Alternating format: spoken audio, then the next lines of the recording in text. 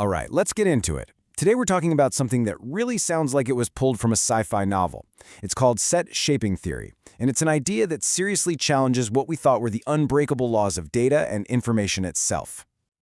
Okay, so let's start here, with this quote from the amazing mathematician Bernhard Riemann. Now, I know it sounds a little philosophical, but tucked inside is this really powerful idea. What if two totally different things are just different ways of looking at the same thing? Just hang on to that thought. It is the key to this entire revolution in data compression. We are definitely coming back to it. So here's the big question, right? For decades, we have been told there's a hard limit, a speed limit, for how much we can shrink data. But what if that limit wasn't really the brick wall we thought it was? What if there was a way to just walk around it? To figure out how you can bend the rules, you first got to know the rules. And for that, we have to talk about the father of modern information theory himself, the one and only Claude Shannon. You know, the goal of data compression is pretty simple when you boil it down. We want to take our information, text, pictures, whatever, and send it using the absolute smallest amount of data we can. It's all about getting more info into less space. That is the name of the game. All right, to make this all make sense, let's use a really simple example that we can follow through this whole explainer. So let's imagine we want to send this message. It's got 12 letters to a friend. What is the most efficient way to send it? Okay, check this out. This is where things get really interesting. If you use a standard, kind of clunky encoding like ASCII, our little message bloats up to 84 bits. That's because every letter gets the same amount of space. But Shannon's genius was to say, hey, let's give the letters we use most often shorter codes. So A gets a tiny code, B and C get slightly longer ones, and boom, we shrink the entire message down to just 18 bits. That is a massive difference. And here's the kicker. According to Shannon's work, this number, 18 bits, is it. That's the absolute best you can possibly do for this message. It's the theoretical limit, the wall. You just can't get any smaller. Or so we thought. So you might be asking, how did Shannon know that 18 was the magic number? Well, he used this concept called entropy. The easiest way to think about entropy is as a measure of surprise. A message with really predictable patterns, like ours with all those A's, has low surprise, which means low entropy. And Shannon proved that this value sets a hard mathematical limit on how much you can compress something. And here's the math to prove it. You take the length of our message, which is 12 characters, and you multiply it by its entropy value, which for this message is 1.5, and what do you get? Exactly 18 bits. This isn't just a good guess, it's a mathematical law called the source coding theorem, and it has been the absolute bedrock of data science for more than 70 years. Okay, remember that quote from Riemann? Two sets, two points of view? Well, this is where it comes roaring back. Set shaping theory basically takes that philosophical idea and applies it directly to our message. And this is the mind-bending part. For decades, everyone was obsessed with finding the absolute best way to encode AAABBBC. But set shaping theory comes along and says, hold on, what if we're trying to solve the wrong problem? Instead of just compressing the message, what if we could first turn it into a different message that's just fundamentally simpler and easier to squeeze down? Now, I know this sounds a bit like a magic trick, but it's all just clever mathematics.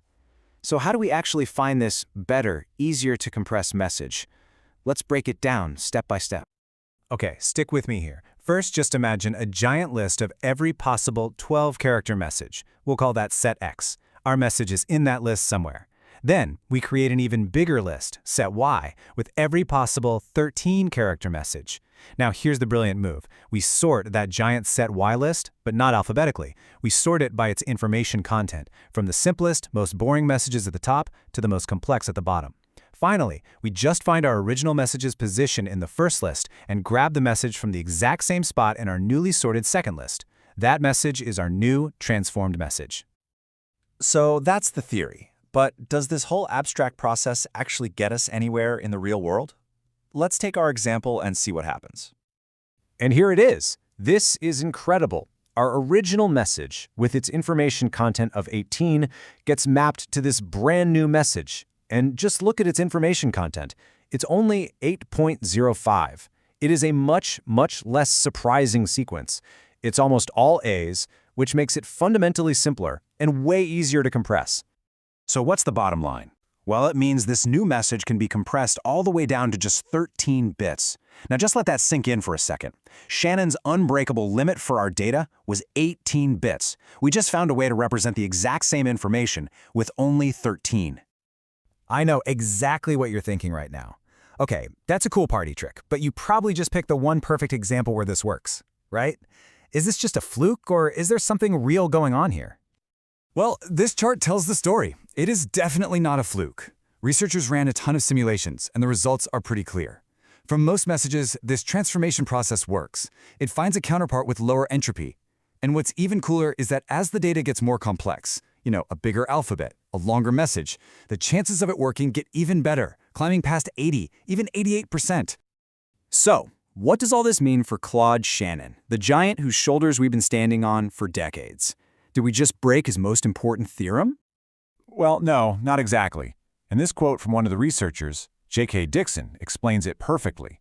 Set shaping theory doesn't prove that Shannon's math was wrong. Not at all. What it does is change how we perceive and use his theorem. It changes the way we think about the problem he was solving. See, Shannon's theorem is bulletproof. It gives you the absolute best way to compress any given piece of information. But what it doesn't do is stop you from swapping out that information for a better one to start with.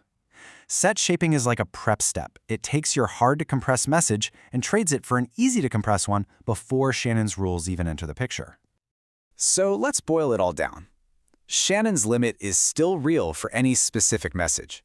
But set shaping theory is this clever and totally reversible way to sidestep that limit by just changing the message into a simpler equivalent. This lets us hit compression levels that we really didn't think were possible, and it's especially useful when you're sending data to someone who has zero context for what they're about to receive. And why should you care? Well, the real-world impact of this is potentially huge. Every single bit we can save means our data centers run more efficiently, our downloads get faster, and our whole communication network gets more optimized. In a world that is basically drowning in data, that is a very, very big deal.